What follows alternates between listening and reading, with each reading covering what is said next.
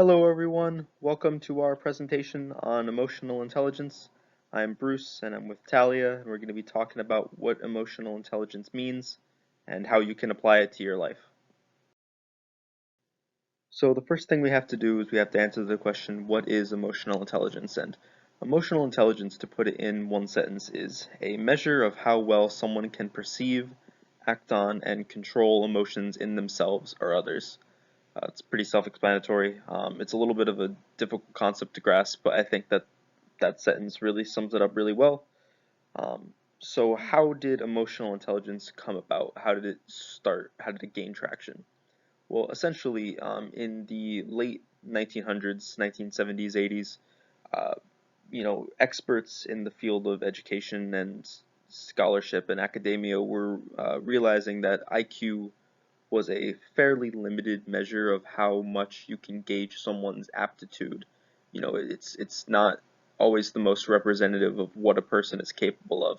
And this sort of realization led to a movement of new, different um, measures being introduced. You might have heard of the multiple intelligences theory by, I believe, Howard Gardner is his name. That was a byproduct of this sort of movement, and so was emotional intelligence.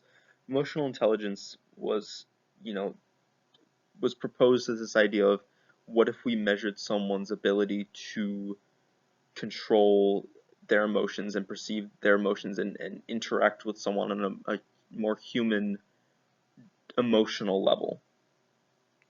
And that's kind of how this whole thing gained traction and started, picking up steam. So the first type of emotional intelligence that we're going to talk about is called the ability model.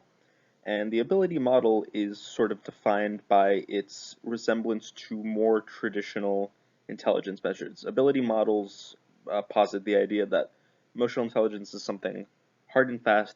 It's something you can measure. It's something very easily defined. It's something you can score on like a score sheet. And it's something that you can hone and develop as time goes on and with practice. So it's based on skills essentially, um, learnable skills. And the four branch model is essentially what most ability models of emotional intelligence pull from. They have this four branch model, which focuses on these four concepts, and your ability with these concepts sort of dictates how much emotional intelligence you have. And the model or the concepts are pretty self-explanatory, so I don't feel the need to go into much detail about them. They're perception of emotion, use of emotion to facilitate thinking, understanding emotion, and then managing emotion. Most of those are pretty self-explanatory. If I went in detail on all those, I'd mostly just be repeating myself. I guess managing emotion might need a little bit more elaboration. It's essentially just being able to control your emotions and being able to, recognize that emotion in yourself and then say, okay, well, how do I deal with this? It's not just being able to know that it's there. It's being aware of it and doing something about it, essentially. Second up, we have trait models, and trait models are very different from ability models. They tend to be more fast and loose with what emotional intelligence can be. It's more so the idea that emotional intelligence isn't necessarily something that's concrete and measurable. It's something more nebulous, something more abstract that's harder to put uh, exact definition to. And they believe more in personality being the dictator of how much emotional intelligence you have rather than mm, rather than developmental skills. It's more so like, are you an optimistic person? Are you, more understanding? I mean, these are things that you can change and develop in yourself, of course, but they're not like a skill set. They're just traits. Like being an optimistic person isn't necessarily, a good thing or a bad thing. It's just a thing. And it's not something that you would practice necessarily, unless you go out of your way to do so. The last major model that we're going to be looking at is called the mixed model. The mixed model it has a pretty self-explanatory name. It's a mix of the previous two essentially. It's, it thinks that emotional intelligence comes from a mixture of both abilities and traits. So it's the best of both worlds. Um, it's based around five constructs. Those constructs being self-awareness, self-regulation, motivation, empathy, and social skills. Some of those are, all of those are really things that are gonna be influenced by both your traits and your skills that you develop as you grow. Um, so it's kind of like, like the name implies, it's really just a combination of both. So if you think that having just one or the other is a little bit one-sided, this one is easier to grasp. The thing that we most want you to take away from this presentation is asking, how can I apply emotional intelligence in my everyday life? And the answer is, honestly, there are millions of ways to apply it.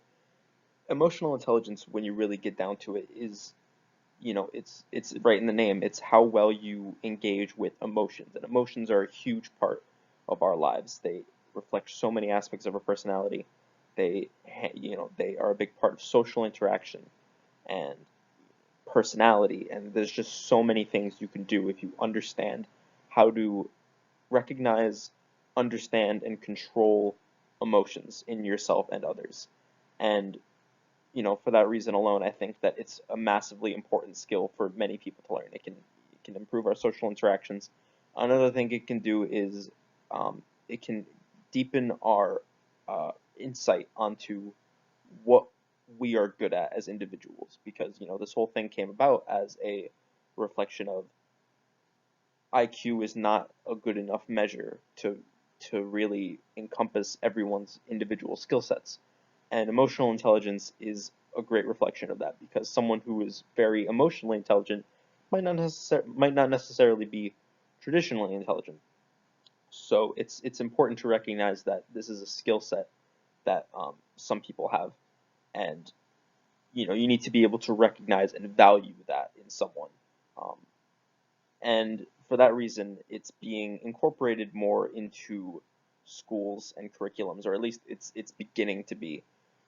And 2018 article that we will have linked in our resources really goes into detail on a program in which it's a computer game in which it teaches children about emotional intelligence. Each of the specifically the ability model of emotional intelligence. If you go back to slide 3, um, it it has different characters that represent the four branches model, with each character representing a different branch.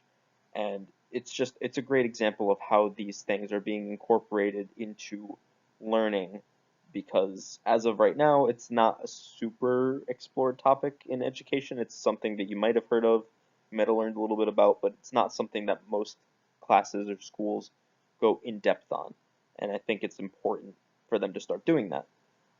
Again, take a look at that article linked on our resources. It's a very interesting read, and yeah, it's definitely something that I think should be taught more. So with that in mind, ladies and gentlemen, thank you so much for watching our presentation. We have some short answer questions for you on the next slide. Take a look at those, answer them to the best of your ability, and hopefully you stay safe, stay healthy, and have a nice rest of your day.